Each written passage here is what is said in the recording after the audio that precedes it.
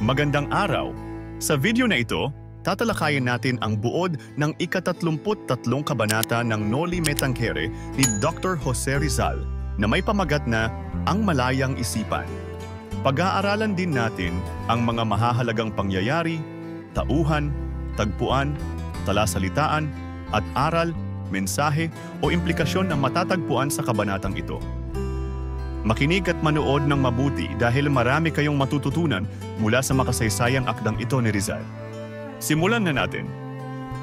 Palihim na dumating si Elias sa bahay ni Ibarra upang makipag-usap tungkol sa mga kaaway ni Ibarra.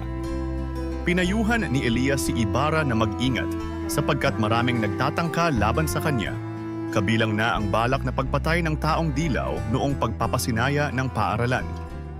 Inilahad ni Elias na nanasubaybayan niya ang taong dilaw at nalaman niyang nagpresenta ito ng sarili kay Nol Juan sa kabila ng maliit na sahod, kapalit ng kanyang mga kaalaman. Bagaman nang hinayang si Ibarra sa pagkamatay ng taong dilaw dahil marami pa sana itong maibabahagi, ipinaliwanag ni Elias na makakaligtas lamang ito sa hustisya dahil sa kabulagan ng sistema sa kanilang bayan.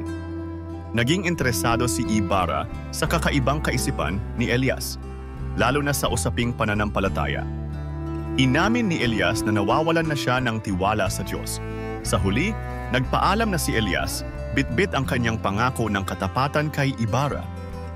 Dumako naman tayo sa mga mahahalagang pangyayari sa kabanatang ito. Dumating si Elias sa bahay ni Ibarra upang magbigay ng babala tungkol sa mga kaaway ni Ibarra, kabilang na ang balak na pagpatay ng taong dilaw. Ibinunyag ni Elias na nasubaybayan niya ang taong dilaw at nalaman ang intensyon nito sa pagtrabaho kay Nol Juan kahit maliit ang sahod. Nang hinayang si Ibarra sa pagkamatay ng taong dilaw dahil marami pa sana itong maibabahagi, ngunit ipinaliwanag ni Elias na malamang na makakaligtas lang ito sa hukuman dahil sa kabulagan ng hustisya.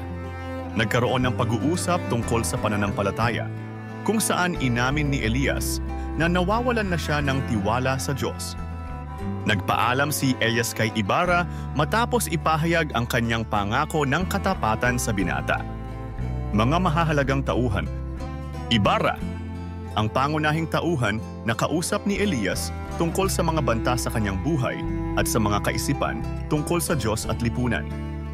Elias, ang nagbibigay ng babala at payo kay Ibarra tungkol sa mga panganib na nag-aabang sa kanya at nagsasalaysay ng kanyang mga pananaw sa Diyos at hustisya. Madilaw na tao. Isang manggagawa na nagtangkang patayin si Ibarra, ngunit namatay sa aksidente noong pagpapasinaya ng paaralan. Nol Juan, ang tagapamahala ng konstruksyon na tinanggap ang taong dilaw kahit maliit ang sahod nito dahil sa mga kaalaman na dala nito. Dumako naman tayo sa tagpuan ng kabanata. Ang mga pangyayari sa kabanata ay nagaganap sa bahay ni Ibarra. Ito ang lugar kung saan nagkaroon ng mahalagang usapan sina Elias at Ibarra. Ngayon naman ay talakayin natin ang mga talasalitaan sa kabanatang ito. Palihim, ginawa o isinagawa ng lihim o hindi hayag. Kaisipan, mga ideya o pananaw na nasa isipan ng isang tao, lalo na tungkol sa mga mahahalagang bagay. Hustisya, pagbibigay ng tamang paghatol o katarungan, lalo na sa usaping legal. Balak, plano or intensyon na gawin ang isang bagay, mabuti man o masama ang layunin. Pagsisinungaling, ang pagpapahayag ng hindi totoo o paglihis mula sa katotohanan. At ngayon ay alamin naman natin ang ilan sa mga aral, mensahe o implikasyon na ipinakita sa nobela. Ang pagiging mapagmasid at pagkakaroon ng mga taong nagmamalasakit tulad ni Elias ay mahalaga upang malaman ang mga panganib na maaaring dumating. Ang pagpapahalaga sa ganitong mga tao ay mahalaga para sa kaligtasan at tagumpay. Ipinapakita ng kabanatang ito ang kabulukan ng sistema ng hustisya sa kanilang lipunan, kung saan ang mayayaman o makapangyarihan ay maaaring makaligtas sa parusa, kahit na sila ay may ginawang masama. Ang usapin ng pananampalataya ay isang malalim na tema sa kabanatang ito. Ang pagdududa ni Elias sa Diyos ay nagbubukas ng diskusyon tungkol sa mga epekto ng kawalan ng hustisya at kasamaan sa pananampalataya ng tao. Ang pagkamatay ng taong dilaw ay nagpapakita na ang kasamaan ay hindi laging nagtatagumpay.